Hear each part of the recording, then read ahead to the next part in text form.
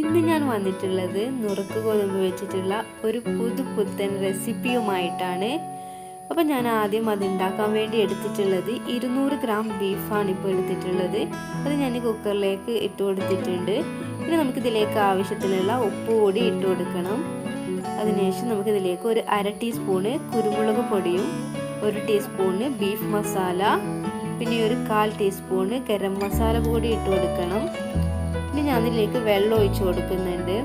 ഒരു 2.25 കപ്പ് വെള്ളം ഞാൻ ഇതിലേക്ക് ഒഴിച്ചു കൊടുത്തിട്ടുണ്ട്. അപ്പോൾ വെള്ളം ഒഴിച്ചു കൊടുത്തതിന് ശേഷം ഞാൻ ഈ ഒരു കുക്കർ അടച്ചു വെച്ചിട്ട് 5 വിസിലോളം വരുത്തിക്കുന്നുണ്ട്. ഇപ്പോൾ ഈ ഒരു ബീഫൊക്കെ നല്ലപോലെ വെന്ത് വന്നിട്ടുണ്ട്. ഇനി നമ്മൾ ചെയ്യേണ്ടത് ഇത് സെപ്പറേറ്റ് ചെയ്തെടുക്കണം. അപ്പോൾ ഞാൻ ഇതിലുള്ള ബീഫൊക്കെ വേറൊരു പാത്രത്തിലേക്ക് മാറ്റി വെക്കുകയാണ്. ഈ ഒരു ബീഫ് സ്റ്റോക്കും നമുക്ക് എടുത്ത് മാറ്റി വെക്കാം. ഞാനിപ്പോൾ എടുത്തിട്ടുള്ളത് 1 കപ്പ് നുറുക്ക് ഗോതമ്പാണ്. അപ്പോൾ നമുക്ക് ഈ ഒരു ഗോതമ്പ് നല്ലതിൽ കഴുകിയതിൻ്റെ ശേഷം അരിപ്പയിലേക്ക് ഊറ്റിയെടുത്തതാണ്. ഇപ്പോൾ നല്ല ഡ്രൈ ആയിട്ടുണ്ട്.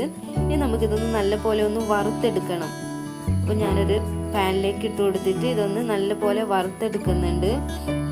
ഇതിന് ചെറിയൊരു കടുകൊക്കെ പൊട്ടുന്ന പോലെ സൗണ്ട് കേൾക്കുന്ന സമയത്ത് നമുക്കിതിൻ്റെ ഫ്ലെയിം ഓഫ് ചെയ്ത് വെക്കാം.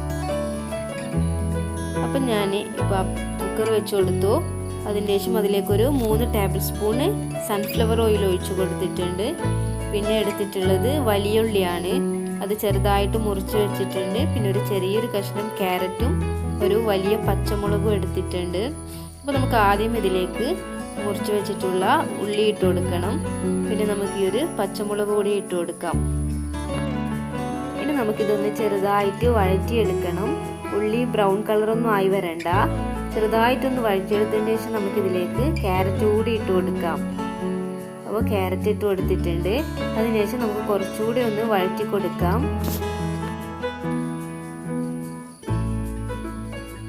ഇനി ഞാൻ ഇതിലേക്ക് ഒഴിച്ചു കൊടുത്തിട്ടുള്ളത് ബീഫ് സ്റ്റോക്കാണ്. അപ്പോൾ നമ്മൾ നേരത്തെ സെപ്പറേറ്റ് ചെയ്ത് വെച്ചിട്ടുള്ള ഈ ഒരു ബീഫ് സ്റ്റോക്ക് നമുക്ക് ഇതിലേക്ക് ഒഴിച്ചു കൊടുക്കണം. നമുക്ക് ഇതിലേക്ക് ആവശ്യം വരുന്നത് 2.25 കപ്പോളം ആവശ്യമുണ്ട്. ഇപ്പോൾ എനിക്ക് ഇതിൽ നിന്നൊരു 2 കപ്പ് മാത്രമേ ബീഫ് സ്റ്റോക്ക് കിട്ടിയിട്ടുള്ളൂ. ബാക്കി 3/4 കപ്പ് ഞാൻ വെള്ളം ഒഴിച്ചെടുത്തതാണ്. അപ്പോൾ ഞാൻ ഈ 2 കപ്പ് ബീഫ് സ്റ്റോക്കും പിന്നെ നമുക്കിതിലേക്കൊരു 3/4 കപ്പ് വെള്ളവും ഒഴിച്ചു കൊടുക്കാം.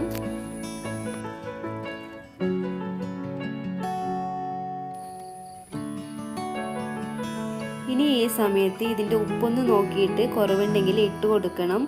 എനിക്കിപ്പോൾ കുറച്ച് ഉപ്പ് കുറവായിട്ട് തോന്നിയതുകൊണ്ട് ഞാൻ കുറച്ചുകൂടി ഉപ്പ് ഇട്ട് കൊടുത്തിട്ടുണ്ട്. അപ്പോൾ നിങ്ങൾ അത് നോക്കിയിട്ട് ഇട്ട് കൊടുക്കുക.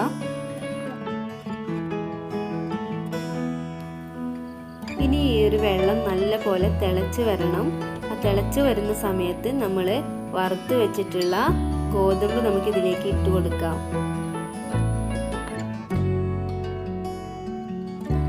അപ്പോൾ ഈ ഒരു ഗോതമ്പൊക്കെ ഇട്ട് കൊടുത്തതിന് ശേഷം നമുക്കിത് നല്ലപോലെ ഒന്ന് മിക്സ് ചെയ്തെടുക്കണം. എന്നിട്ട് നമുക്ക് ഈ കുക്കർ അടച്ച് വെച്ചിട്ട് 2 വിസിൽ വരണം. 2 വിസിൽ വന്നിട്ട് അതിൻ്റെ പ്രഷർ പോയതിൻ്റെ ശേഷം മാത്രം കുക്കർ തുറക്കുക. അപ്പോഴേക്കും നമ്മൾ ആ ഗോതമ്പ് നല്ലപോലെ വെന്ത് വരും. ഇപ്പോൾ ഇത് 2 വിസിൽ വന്നതിന് ശേഷം ഇതിൻ്റെ പ്രഷറൊക്കെ പോയതിന് ശേഷമാണ് ഞാനിത് തുറന്നിട്ടുള്ളത്. ഇപ്പോൾ ഈ ഒരു ഗോതമ്പ് നല്ലപോലെ വെന്ത് വന്നിട്ടുണ്ട്. നല്ല സോഫ്റ്റ് ആയിട്ട് വന്നിട്ടുണ്ട്. വെള്ളമൊന്നും കൂടിയിട്ടൊന്നുമില്ല, പാകത്തിന് തന്നെ ഉണ്ട്.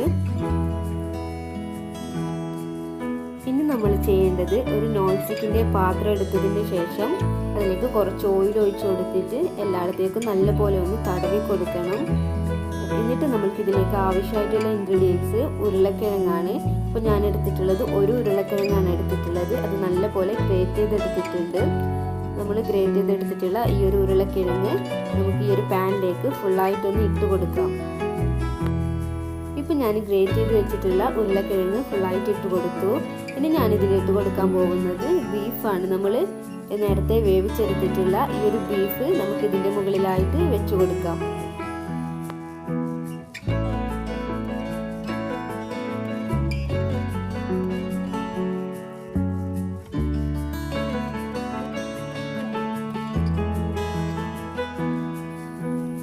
ഇനി നമുക്ക് ഈ ഒരു ബീഫിൻ്റെ മുകളിലേക്കായിട്ട് നമ്മൾ നേരത്തെ വേവിച്ച് വെച്ചിട്ടുള്ള ഈ ഒരു നുറുക്ക് ഗോതമ്പാണ് ഇട്ട് കൊടുക്കേണ്ടത്.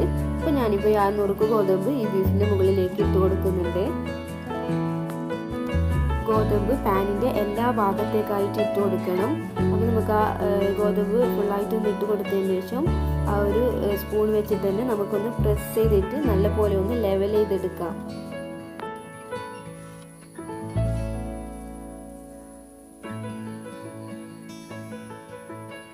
ഇപ്പം ഞാനിത് നല്ലപോലെ പ്രസ് ചെയ്തിട്ട് തന്നെ നല്ല ലെവൽ ചെയ്തെടുത്തിട്ടുണ്ട്.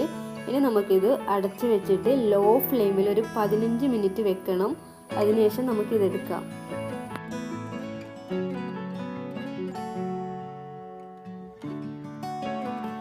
ഇപ്പം ഞാനിതൊരു 15 മിനിറ്റ് കഴിഞ്ഞതിന് ശേഷം എടുത്തിട്ടുണ്ട്. ഇത് നല്ലപോലെ സെറ്റായി വന്നിട്ടുണ്ട്. നമുക്കിതിനെ ഒരു പാത്രത്തിലേക്കൊന്ന് ഫ്ലിപ്പ് ചെയ്ത് കൊടുക്കാം. ഇപ്പോൾ ഇത് നമുക്ക് നല്ലപോലെ തന്നെ റെഡിയായി കിട്ടിയിട്ടുണ്ട്. അപ്പോൾ നുറുക്ക് ഗോതമ്പ് വെച്ചിട്ടുള്ള ഒരു സ്പെഷ്യൽ റെസിപ്പിയാണിത്. അടിപൊളി ടേസ്റ്റാണ് ഇതിൻ്റെ. നമ്മളിതിലേക്ക് ബീഫ് സ്റ്റോക്കൊക്കെ ചേർത്തുകൊണ്ട് തന്നെ നല്ലൊരു ടേസ്റ്റാണ് ഇതിനുള്ളത്. എല്ലാവരും ഒന്ന് ഉണ്ടാക്കി നോക്കുക. Thank you.